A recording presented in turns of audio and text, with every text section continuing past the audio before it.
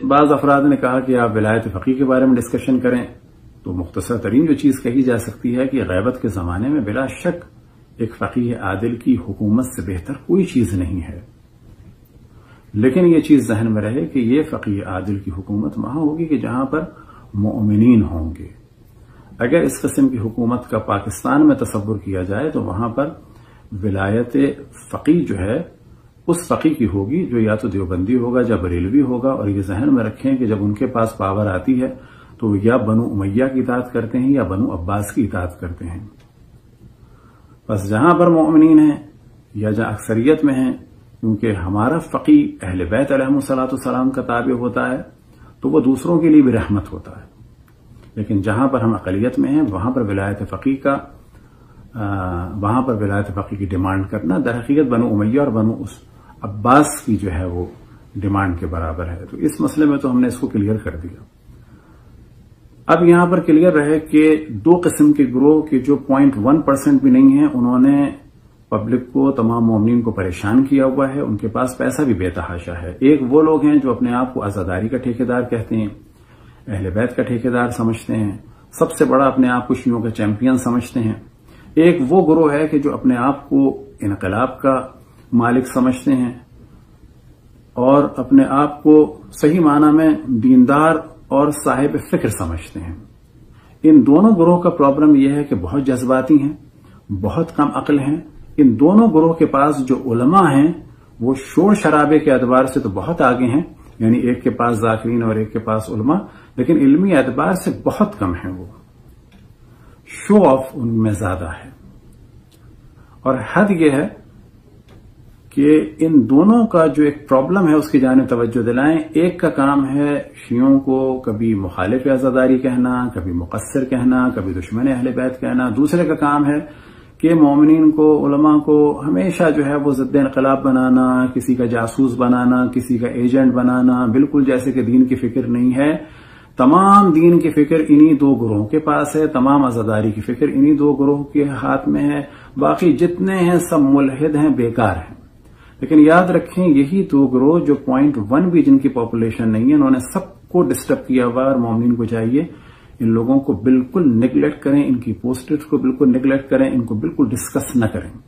لیکن بلا شک ہم لوگوں کو کبھی نہ کبھی ان کو ڈسکس کرنا پڑتا ہے، تو یہی بالکل ابھی ہوا کہ لوگوں نے کہا کہ آپ اس کو کلیئر کریں، تو ہم نے اسے کلیئر کر دیا۔ اب ان کی جو خصوصیات ہیں کہ جس سے ان کا انٹروڈکشن اور زیادہ واضح ہو جائے کہ یہ مومنین میں اختلاف ڈالتے ہیں۔ پھر اگر آپ دیکھیں کہ کبھی بھی کوئی ایشو اگر اٹھتا ہے کہ جس میں شیعوں کی جو پرابلم ہو عقیدتی اعتبار سے، نظریاتی اعتبار سے، یہ دونوں گروہ کبھی کچھ نہیں بولتے، چاہے وہ ٹی وی پہ جیسے کہ کبھی کچھ پرابلم ہوئے تھے کبھی کچھ نہیں بولتے۔ مثال کے طور پر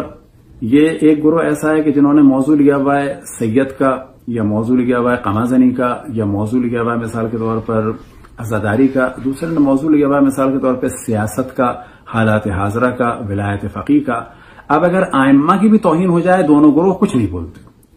کبھی بھی ائمہ کا دفاع نہیں کرتے۔ ان دونوں گروہ کے جو شدت پسند افراد ہیں ان کی اگر آپ پوری ہسٹری نکال کے دیکھ لیں، آپ کو کہیں پر بھی یہ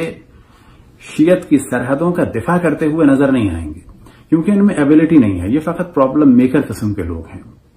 یہ دفاع شیعت کا کر ہی نہیں سکتے، ان کا مطالعہ ہی نہیں ہے، انہوں نے قوم کو مصروف رکھا ہوا ہے، ایک ٹھیکیدار بن گیا ہے عزاداری کا، ایک ٹھیکیدار بن گیا ہے انقلاب کا اور ولایت فقیہ کا۔ اب یہ ذہن میں رکھیں ایک دوسری خصوصیت ان میں یہ ہے کہ یہ دونوں علماء اور مراجع کے خلاف ہیں۔ وہ کیسے؟ تو آپ کو تعجب ہوگا۔ یہ جو پورا ٹولہ ہے جو اپنے آپ کو بڑا عزاداری کا چیمپئن سمجھتا ہے، تو آپ دیکھیں یہ تمام علماء کی توہین کرتے ہیں کھل کے۔ یہ جو دوسرا ٹولہ ہے اس میں آپ کو نظر آئے گا یہ اکثر علماء کی توہین کرتے ہیں، لیکن جن کی حمایت کرتے ہیں ان کی بھی یہ توہین کر رہے ہوتے ہیں، لیکن ایک خاص طریقے سے کہ جس کی جانب ہمارے بعض استادوں نے توجہ دلائی تھی کہ انقلاب کے مخالف دو قسم کے لوگ ہیں۔ ایک وہ ہیں کہ جو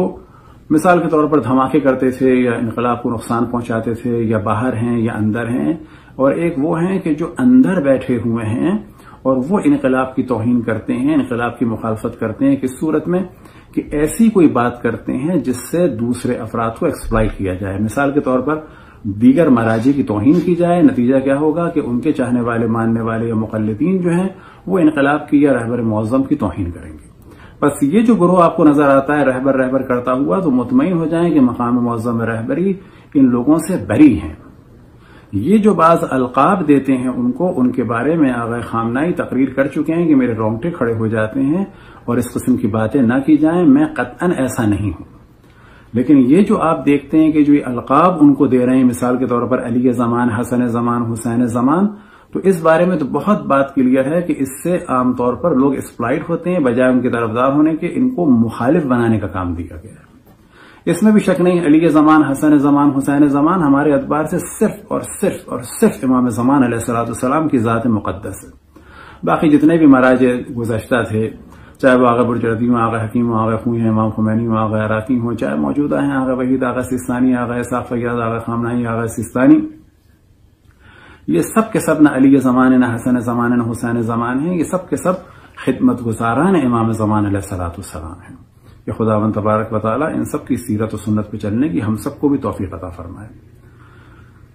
تو یہ ذہن میں رکھیں کہ ان لوگوں نے قوم کو ڈسٹرب کیا ہوا ہے، پیسہ بھی ان کے پاس بہت زیادہ ہے، یہ کوئی تعمیری کام نہیں کرتے، انہوں نے مختلف طریقوں سے شیعوں کی رشد و نمو کو، تقلید کو روک دیا ہے، تبلیغ کو معذرت روک دیا ہے۔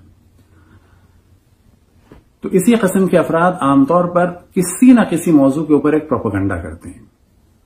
تو ہم نے سیسو کلیئر کر دیا کہ آغا شہید نیمر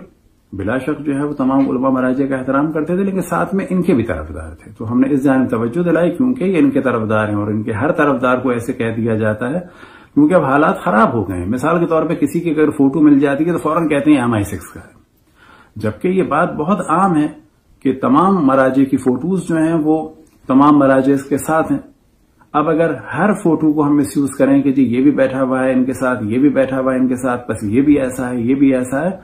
بس ایک چیز اور کلیئر کر دیں، ممکن ہے برا لگے، ممکن ہے کہ بری لگے۔ مثال کے طور پر بعض مراجع کے اطرافی ہیں، ممکن ہے غلط ہوں۔ اب جیسے کہ لندن میں یہ یاسر الحبیب، ان کے کام جو ہیں وہ توہین والے قطعاً غلط ہیں، 100% غلط ہیں، لیکن یہ کہنا کہ یہ کوئی کرا رہا ہے اور اسی پہ ڈالے جائیں، یہ بھی غلط ہے۔ مثال کے طور پر اس وقت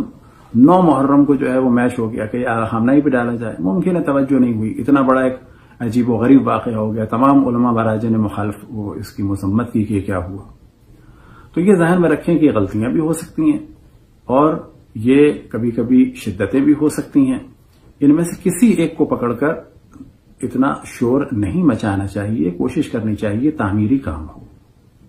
خداوند تبارک و تعالیٰ سے دعا ہے کہ ہم سب کو اپنے رسول، اپنی حجتوں،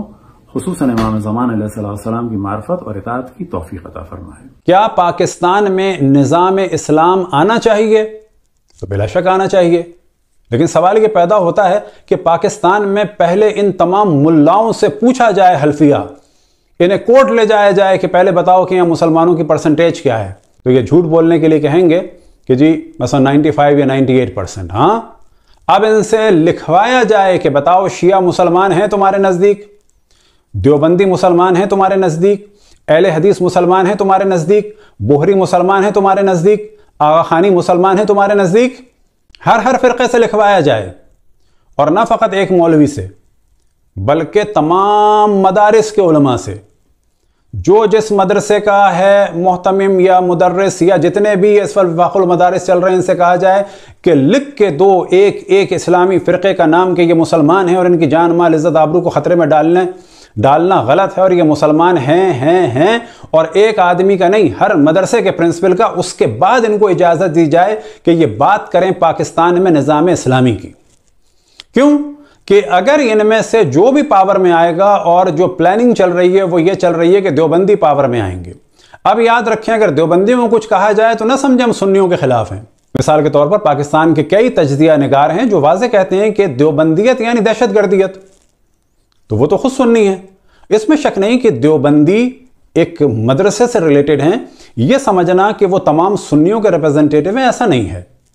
جس طرح سے یہودیوں میں زائنسٹ ہیں ایک سیاسی جماعت، بالکل ایسے ہی دیوبندی مسلمانوں میں خصوصاً اہل سنت میں ایک سیاسی جماعت ہے۔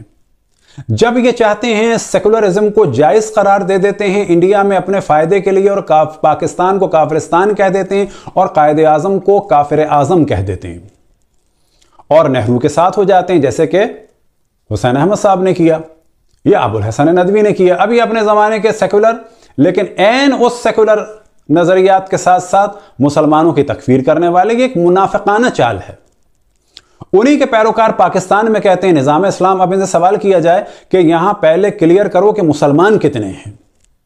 لکھ کے دو. ہر مدرسے کا مفتی، کیونکہ یہ مر جائیں گے، ان کے جوان استادوں سے بھی لکھوایا جائے. پھر کہا جائے کہ اب ہم تمہیں اجازت دیں گے پاکستان میں کسی بھی قسم کے جلسے کی یا جلوس کی کہ جہاں تم بات کرو پاکستان میں نظام اسلام لانے کی، کیونکہ تم سب کو کافر سمجھتے ہو. تو یہاں پر بھی در حقیقت سیکولرزم ہونا چاہیے. ہم نہیں کہہ رہے سیکولرزم ہو ان کے حساب سے، کیونکہ اگر انڈیا میں سیکولرزم کے قائل ہیں کیونکہ وہاں پر نان مسلم ہیں، تو پاکستان میں کہاں مسلمان ہیں ان کے حساب سے؟ کیونکہ کسی فرقے والے سے بھی آپ پوچھیں، شیعوں سے نہیں، ہم سب کو مسلمان کہتے ہیں. اہل سنت کے فرقوں سے پوچھیں تو ان کے حساب سے